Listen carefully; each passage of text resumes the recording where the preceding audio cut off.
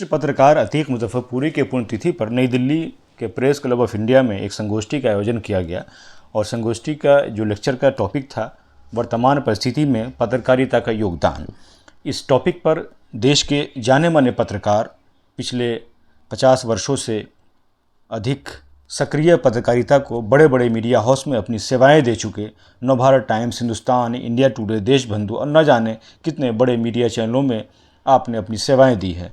इसके अलावा मैं जो बात कर रहा हूं आप समझ गए होंगे कि जी हाँ, जयशंकर गुप्ता जी जो मेंबर हैं प्रेस काउंसिल ऑफ इंडिया के, उन्होंने अक्सर आप में से, हम में से युवा पत्रकार जो हैं उनको बड़े बड़े टीवी चैनलों पर राजनीतिक सामाजिक विशेषज्ञ के रूप में अक्सर आप उन्हें देखते हैं और उनकी धुआंधार जो पत्रकारिता के ऊपर टीवी चैनलों पे जो डिबेट होती है उसमें हमेशा वो पत्रकारिता के लिए उनके मजबूत आवाज़ उठाते हैं और सत्ता पक्ष को आईना दिखाते हैं कि आज मीडिया का स्तर इतना गिर गया है कि मीडिया में होड़ लगी हुई है कि कौन कितना सरकार का डफली बजाए।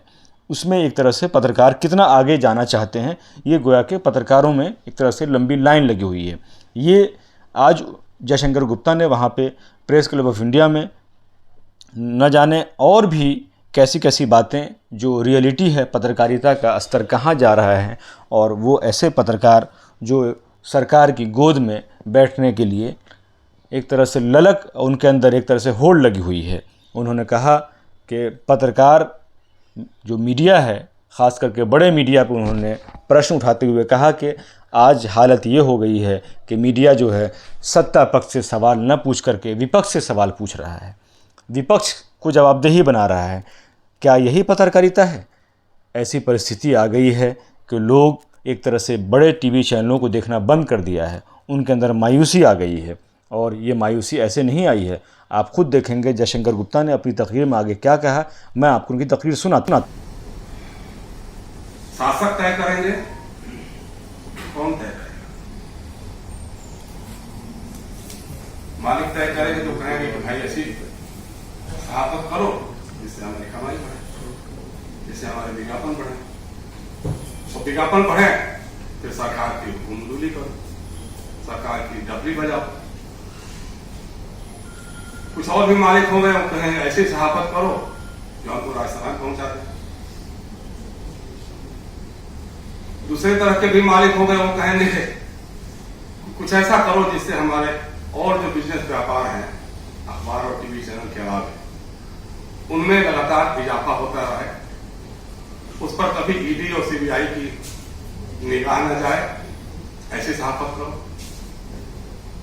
तो तमाम तरह के हैं, मतलब इतना वास्ट है ये। अब जर्नलिस्ट तो कुछ कर ही नहीं सकता है। जर्नलिस्ट बहुत अच्छा कोई स्टोरी लेके आया है, बहुत अच्छा उसके मन में कोई गुबार आया, ऐसा हम ये लिखना चाहते हैं, छापना चाहते हैं, संपादक के पास देगा, संपादक देखेंगे कहीं अच्छा यार लिखेंगे तो कहीं ऐसा ना हो इससे नाराज न हो जाए, फिर तो मामला गड़बड़ है। ठीक है, आपको देखते हैं, 10 बार सोच विचार के बाद तय करें। तो इसमें सहाफी का तो कोई रोल बहुत रह नहीं जाता है। अच्छी से अच्छी स्टोरी लेके आएगा, छापेगा कौन, दिखाएगा कौन, सुनाएगा कौन? सबसे बड़ा सवाल तो ये है। तो ये सवाल तो उन लोगों के लिए होना चाहिए कि होगा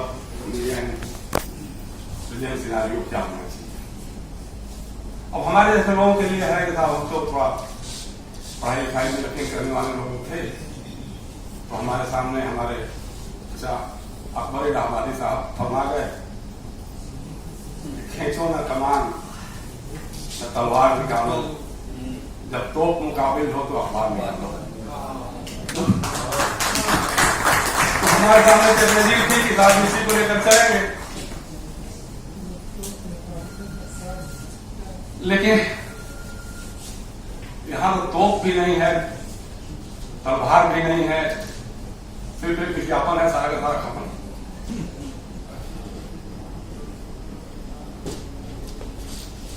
तो क्या है आज का मीडिया, क्या कर रहा है?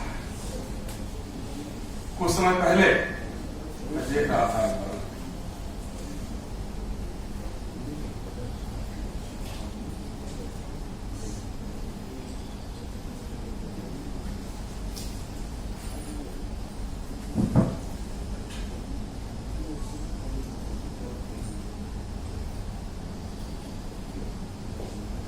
सुप्रीम कोर्ट के जज थे, उन्होंने कहा बयान दिया कि एक जर्नलिस्ट एंड ए जज must remain independent if they falter the whole democracy of sex.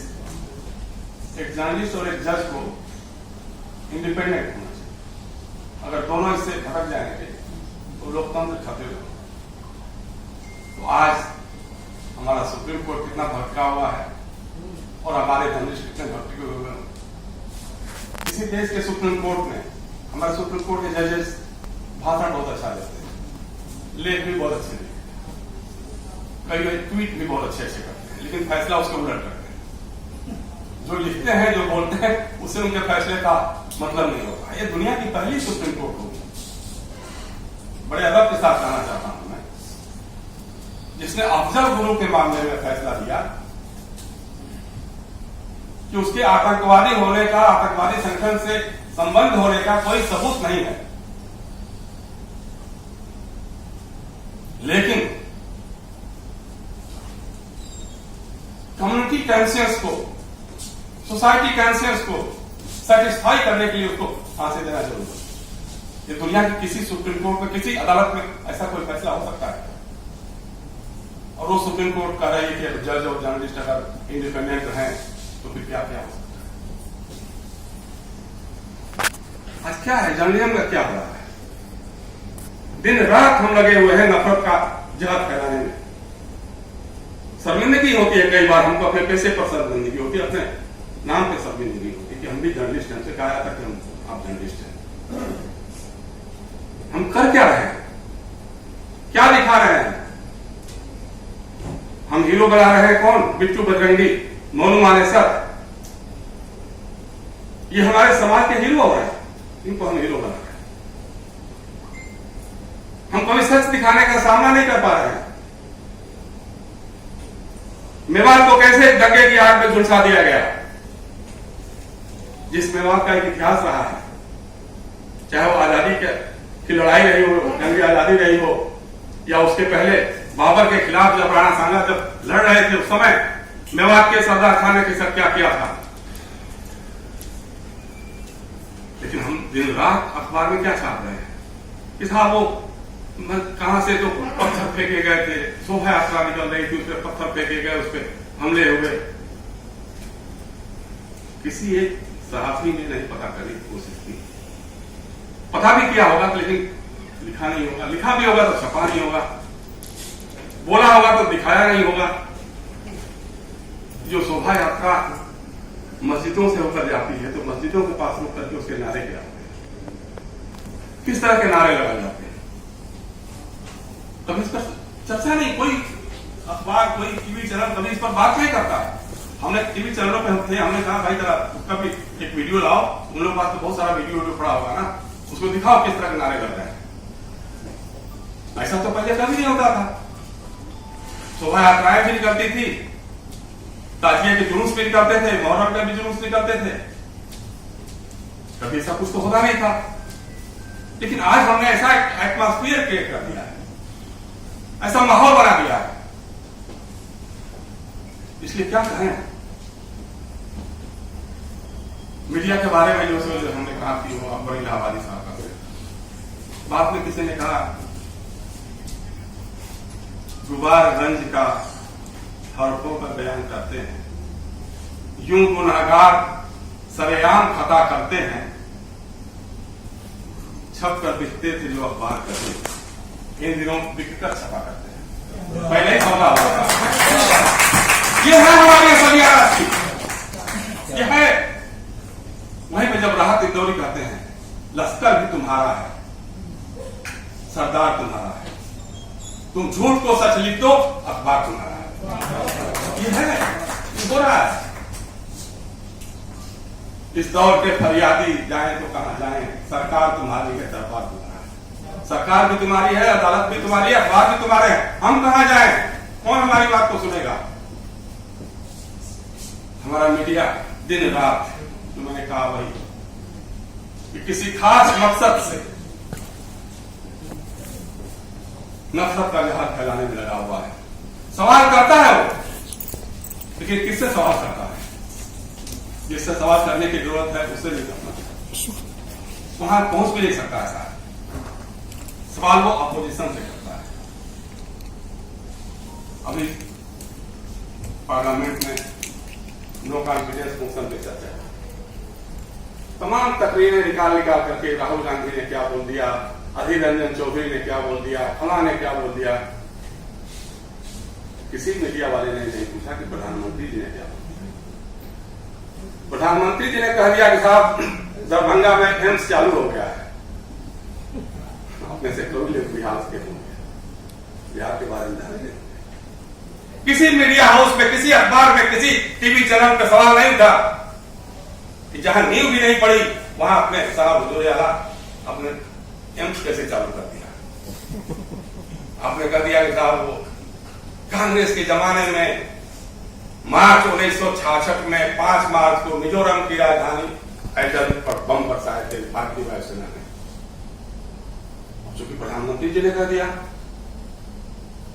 तो उनके जो चंगू मंगू है वो किसे कह रहा है, तो उनके एक IT सेल के साथ इंचार्ज हैं अमित मालविया साहब, उन्होंने लिखा कि राजेश पायलट और सुरेश कलमाड़ी ने जहाजों से बम गिरवाए।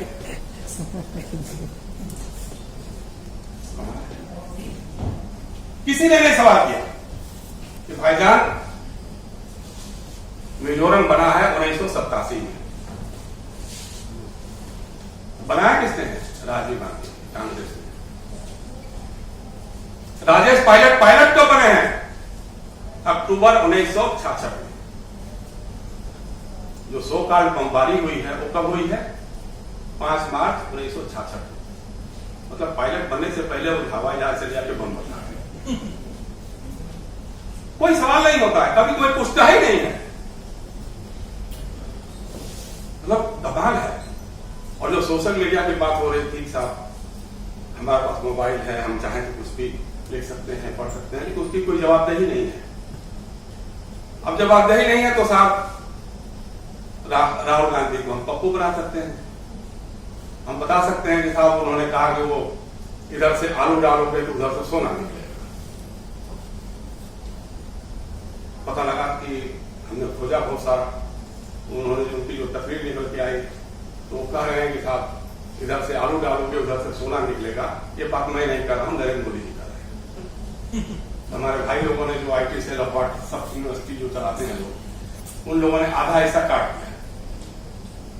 ये बात काट दिया कि ये बात मैं नहीं, नरेंद्र मोदी जी कर रहे हैं। अब राहुल गांधी पप्पू हो गए और जिसने असली बात कही थी उसको विश्वगुरु बना दिया। अभी बीच में कुछ खुराफाती लोग इधर से भी तैयार हो गए।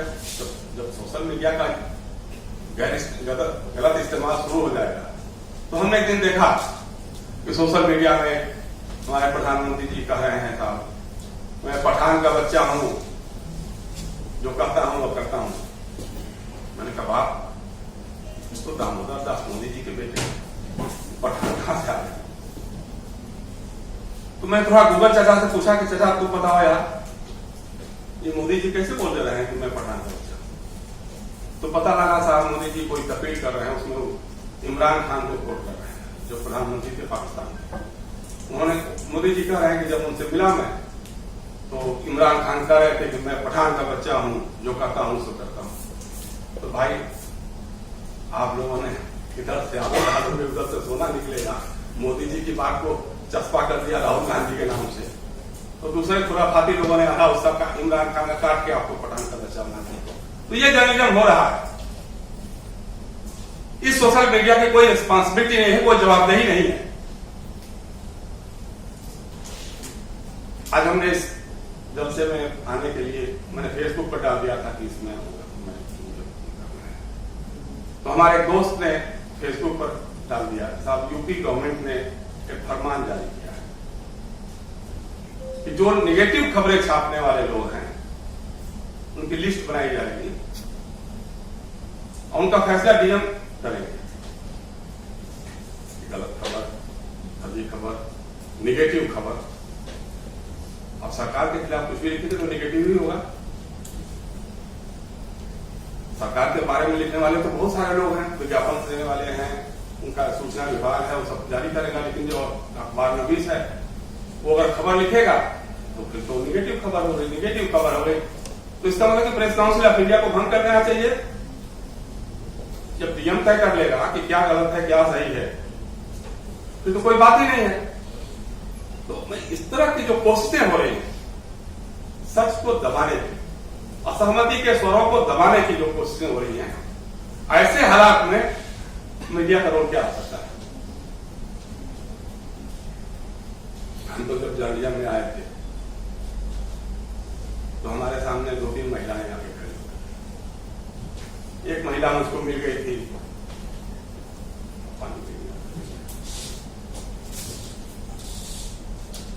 चित्रकूट है उत्तर प्रदेश में, वहां रामायण मेला लगवाया करते थे समाजवादी लोग, तो वहां हम गए थे 1978 में।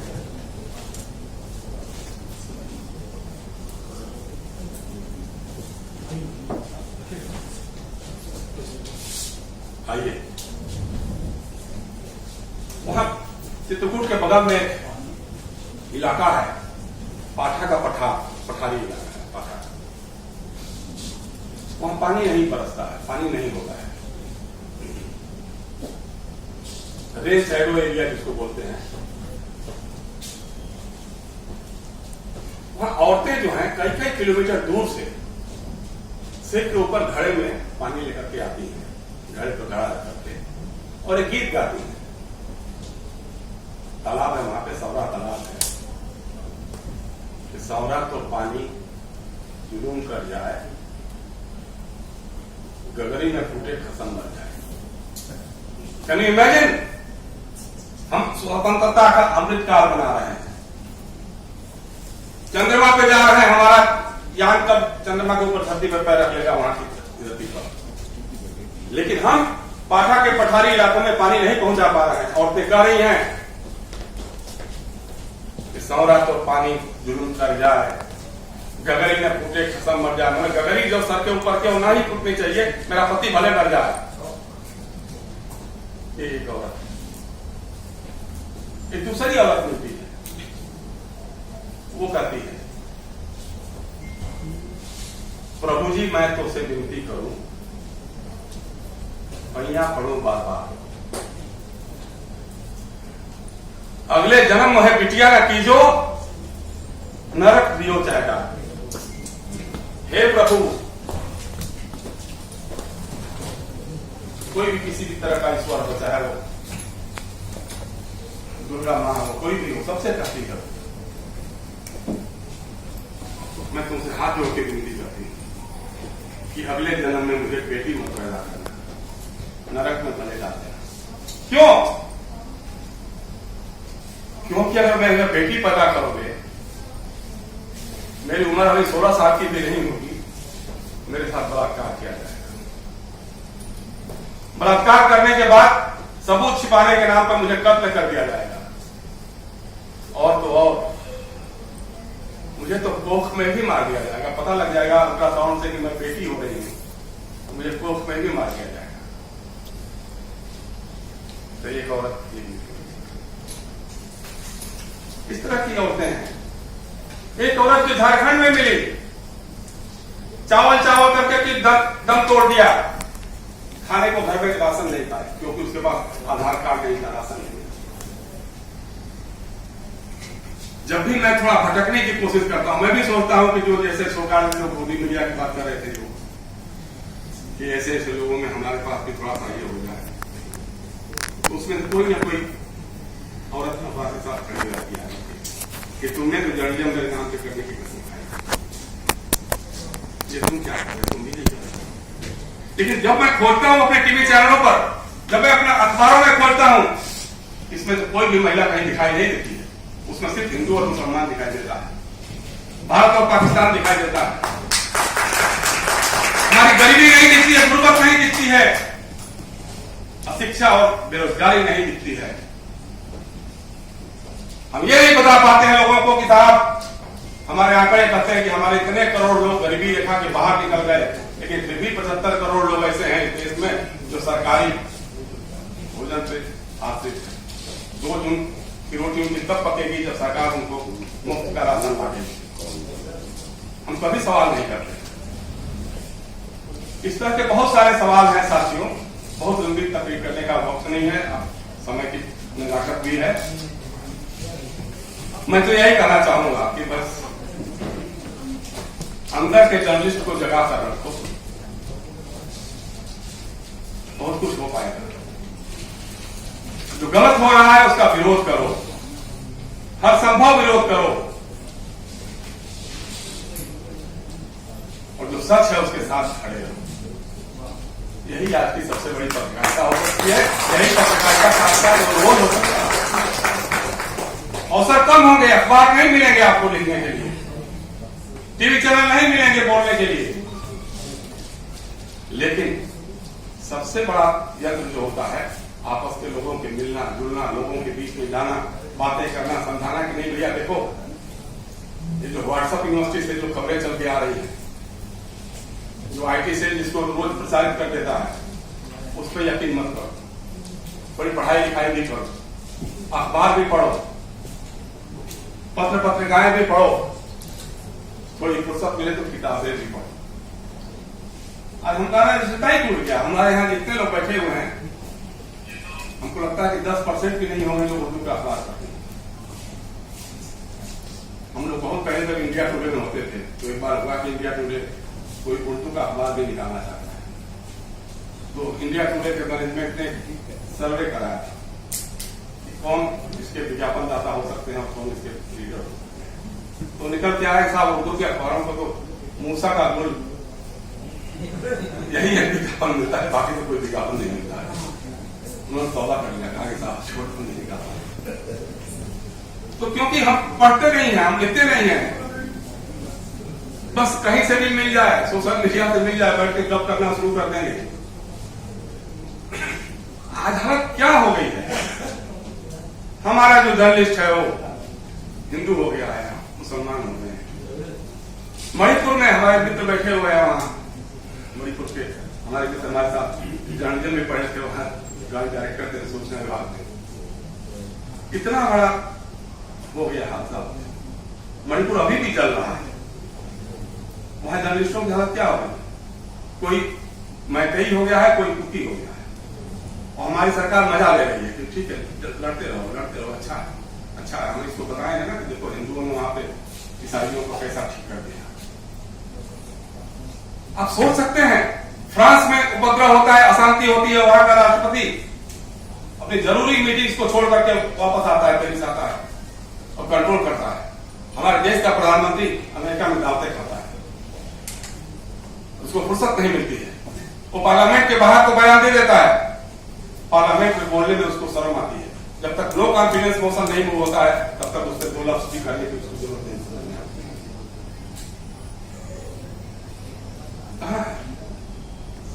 ये सारे सवाल हैं साथियों, कभी हम लोग बैठकर इस पर चर्चा करेंगे, और इन शब्दों के साथ मैं